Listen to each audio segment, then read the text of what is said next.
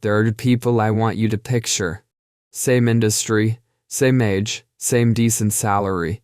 Same habit of maxing out their 401k. Same belief that if they just followed the plan, retirement would take care of itself. One of them stayed. He put in 37 years at the same company, retired at 62 with around $1.20 million, and technically did everything right. 3 years later, he's sitting in a retirement home common room. His knees are wrecked, his back is shot. That RV trip across America he talked about for years never happened. He has the money, he just doesn't have the body anymore. The other guy left at 56, similar savings, different result. He recently sent me a photo from Patagonia. That difference matters, because both men followed the rules. One of them just understood that there's more than one set of rules.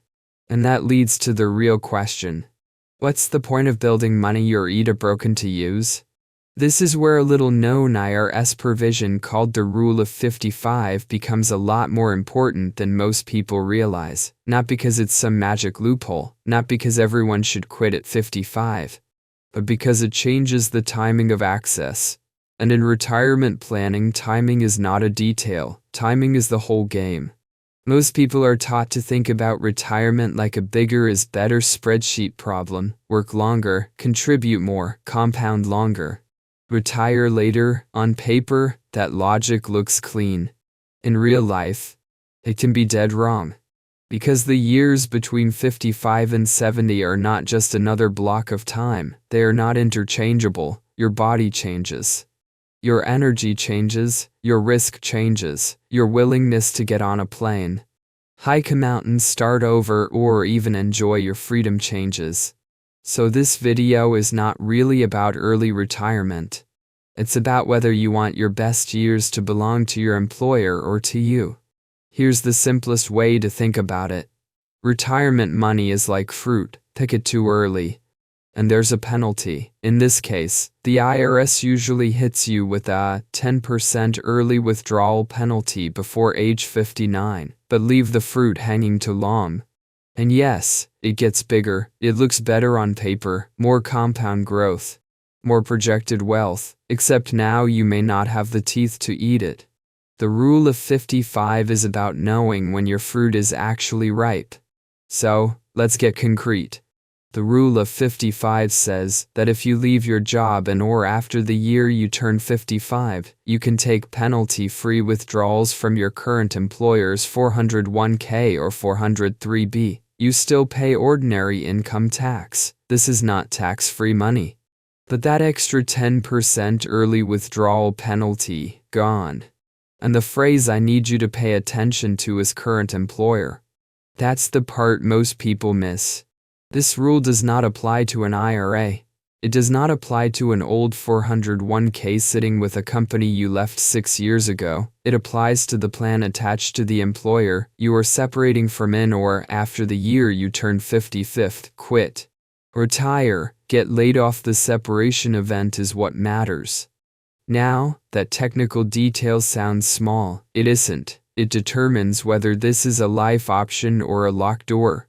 Because if you've changed jobs several times, and you've got old 401ks scattered around, you may be able to roll those old plans into your current employer's plan before you leave.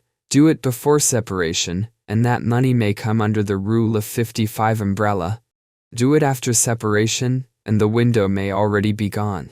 That's not a minor paperwork issue, that's sequencing risk. One wrong order of operations, and you can accidentally trap your own money. And this is exactly why so many people never use this rule, not because it's irrelevant, because the system is built to keep your attention on accumulation, not access. Think about the incentives. Your employer benefits if you keep working. Asset managers benefit if your balance stays invested longer. Advisors often benefit when more assets stay under management. The government benefits when axes stay deferred. Everybody in the system has a reason to encourage just a few more years. What almost nobody is paid to optimize is your usable life. And that is the real variable here, not your gross account value at 72nd, your usable life. This is where the standard retirement conversation starts breaking down. A lot of financial advice is mathematically correct and strategically stupid. I met a man a few years ago, I'll spare the details, but he ran a successful business, was in his mid-52s, and was completely burned out. His advisor kept showing him the same chart. Work until 65, and thanks to continued contributions and compound growth, he could have roughly $900,000 more. The math was fine. The advice was a disaster. He was developing stress-related health issues. His marriage was fraying. He had grandkids he barely saw because work owned his schedule. So I asked him a very basic question: how much money do you actually need for the life you want? He said around $2 million. He already had over $2 million. That's the trap. People keep solving for a number after the number has stopped improving their life. They're no longer buying freedom. They're buying delay. And delay feels rational because it wears the costume of prudence. But under that costume, a lot of the time, it's fear. Fear of losing status. Fear of making the wrong call.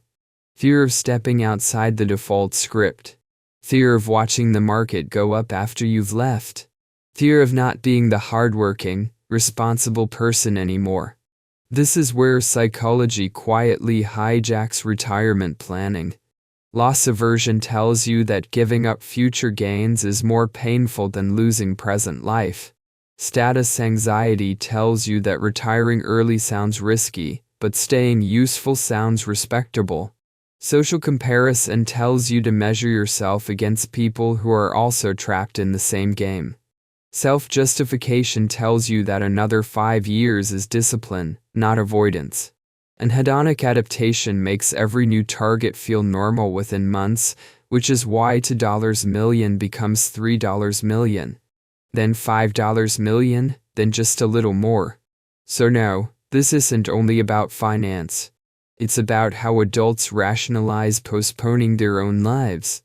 Now, let's go one level deeper, because there's a biological reality underneath all of this that spreadsheets tend to hide. Retirement spending has a pattern people sometimes call the retirement spending smile.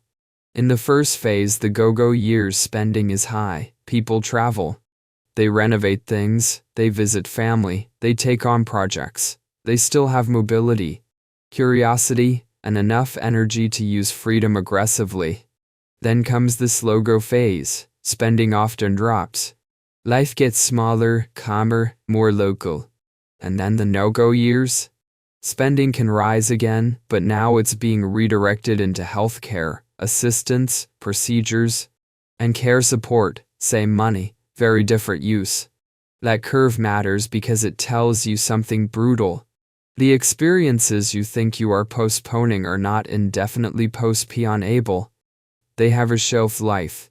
The retirement you imagine at 45 usually requires the body you still have at 57, not the body you'll have at 72. That's why the rule of 55 matters. It's not just early access to money, it's access during the years when money can still purchase things that become unavailable later at any price. You cannot buy back mobility. You cannot buy back energy. You cannot buy back a marriage neglected for one more bonus cycle. You cannot buy back the version of yourself that still wanted adventure and could physically handle it. And this is why work longer. Get more is too shallow as a framework.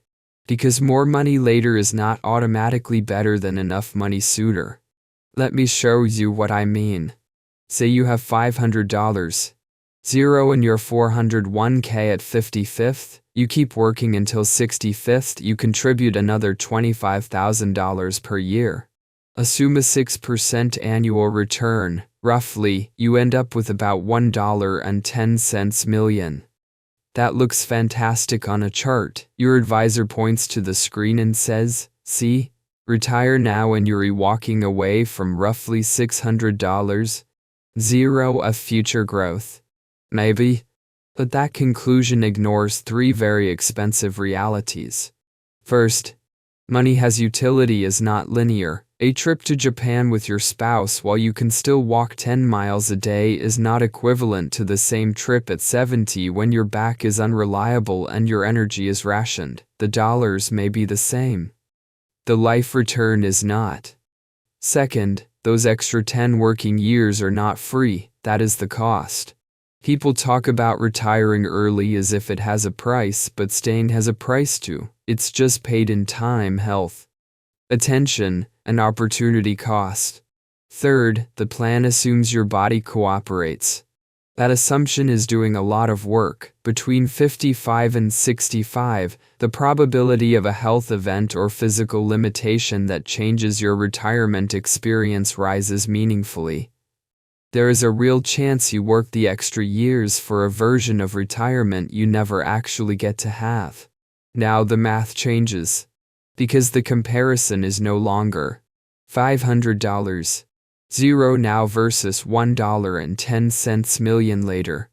The real comparison is usable freedom now versus uncertain freedom later. That is a completely different equation.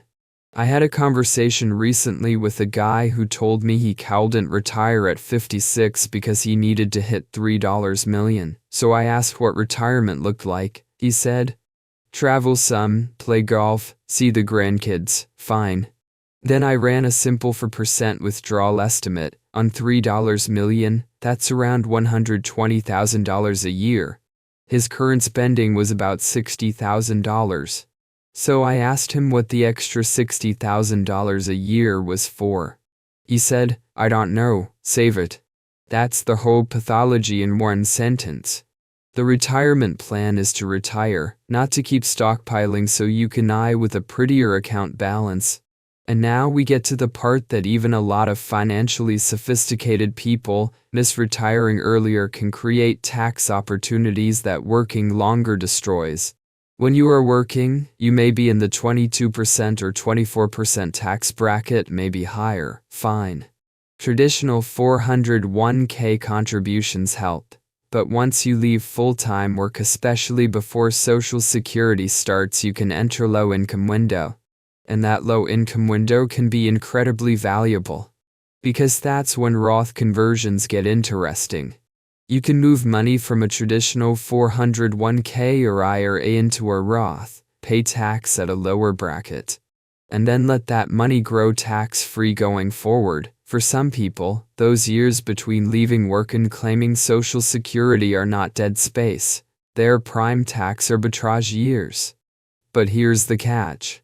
If you use the rule of 55 and fund your entire life by taking big 401k withdrawals, you can fill up those lower tax brackets with ordinary income that leaves less room for smart Roth conversions. So the better strategy for some people is not live entirely off the 401k. It's a mix. Maybe you fund part of your lifestyle from a taxable brokerage account. Maybe you use Roth contributions. Maybe you keep 401k withdrawals modest. And then you use the remaining low bracket space to convert traditional money into Roth money at favorable rates. That is not just tax management, that is lifetime wealth design. Let me make this concrete. Call him David, not his real name, but the situation is real enough. Mid 50 seconds, tech, roughly $180,000 a year in income. About $1.30 million in his current employer's 401k, another $200,000 in old 401ks. Around $150,000 in a taxable brokerage account, house paid off, annual spending about $70. Zeroth on paper, he looks fine, in real life. HES exhausted. His advisor keeps saying the standard thing: work until 65, maximize Social Security. Keep feeding the 401k, let it grow. Here's what a more honest plan looked like.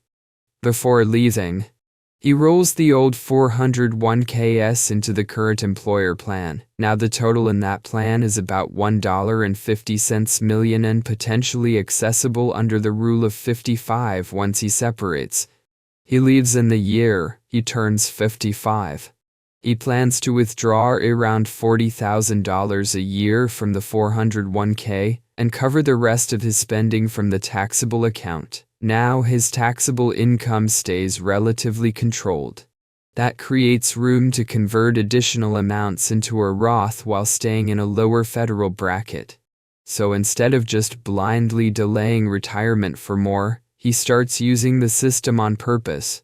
He spends his healthier years with his family. He reduces stress.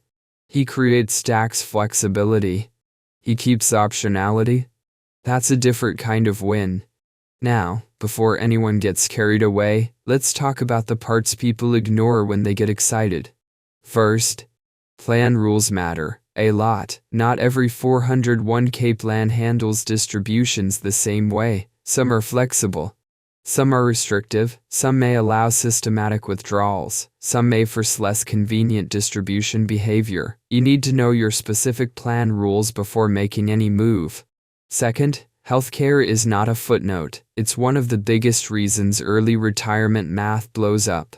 Leave your employer. Lose employer-sponsored coverage. Medicare doesn't start until 65th. That gap can be expensive, depending on your state.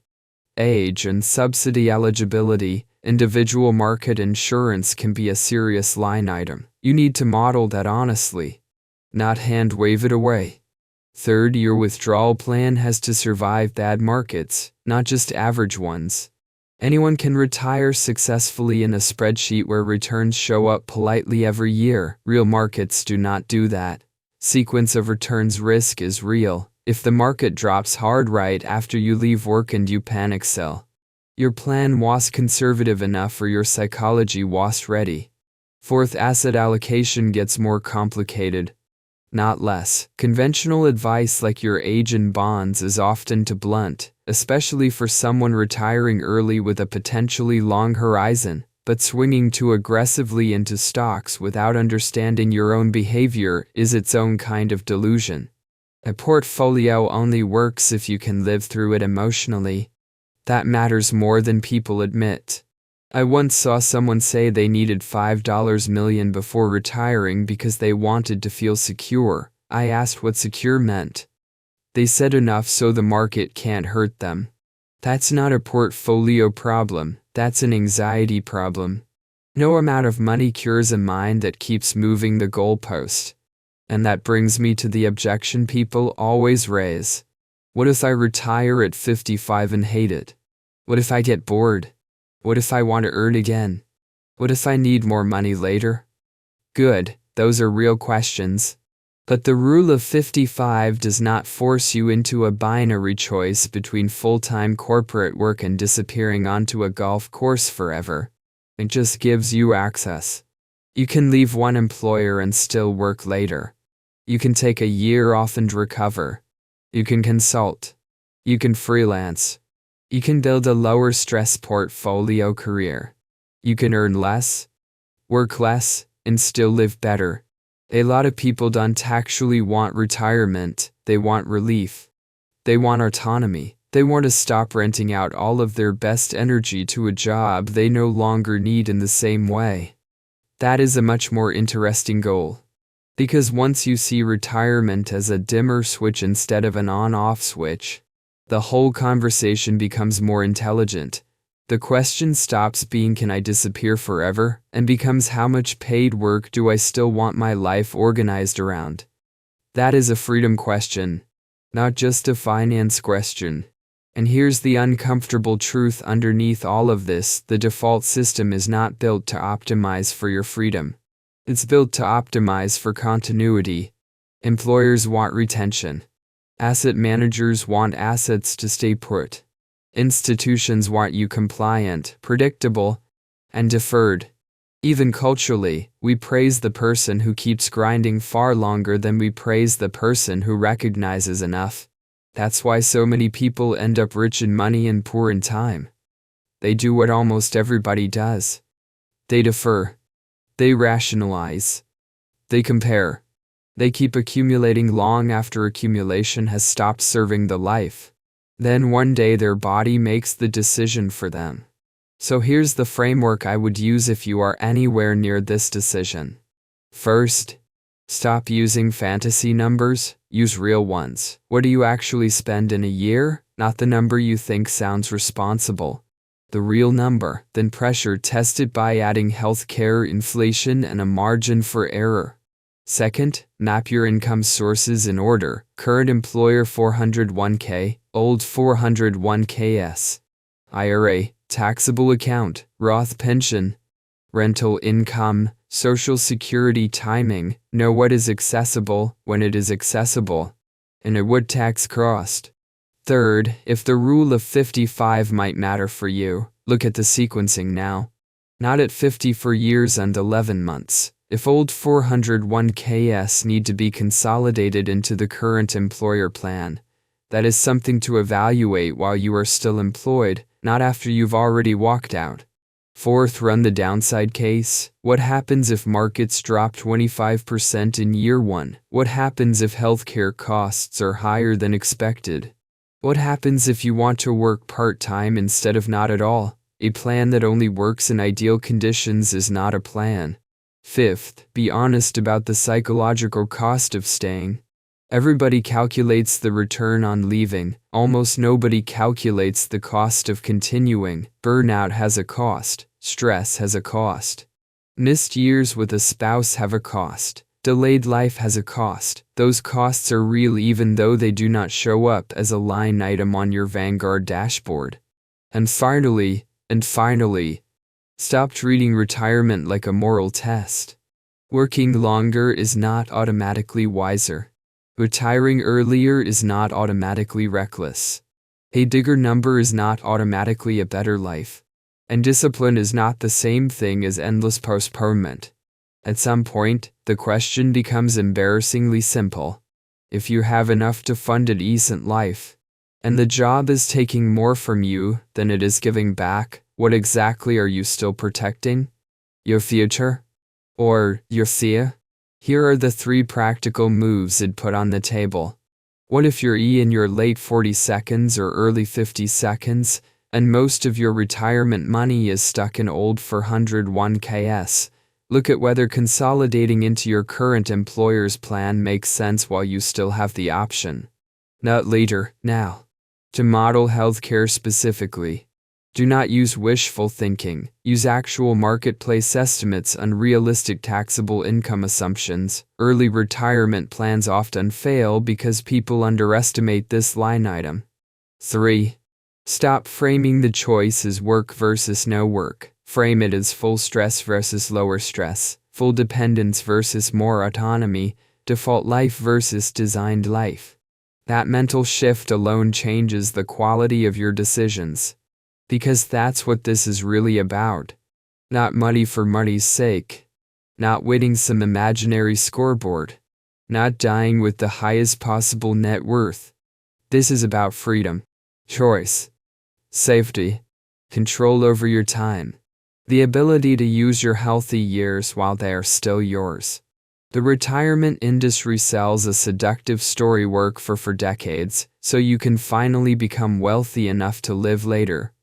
But later is not a neutral storage container. Later has wear and tear. Later has weaker knees. Later has less appetite. Later has narrower options. Later has people missing from the table. So yes, keep running the numbers. Be precise. Be conservative. Be smart. But do not confuse optimization with wisdom. Because one path ends with a larger account and a smaller life. The other may end with a slightly smaller account and a life you actually got to live. And that choice is still yours. Not your advisor's. Not your employer's. Yours. So before you chase another 5 years, do one thing. Write down your actual annual spending, write down what your healthiest decade is worth to you, and put those 2 numbers next to each other. That comparison will tell you more than another projection ever will.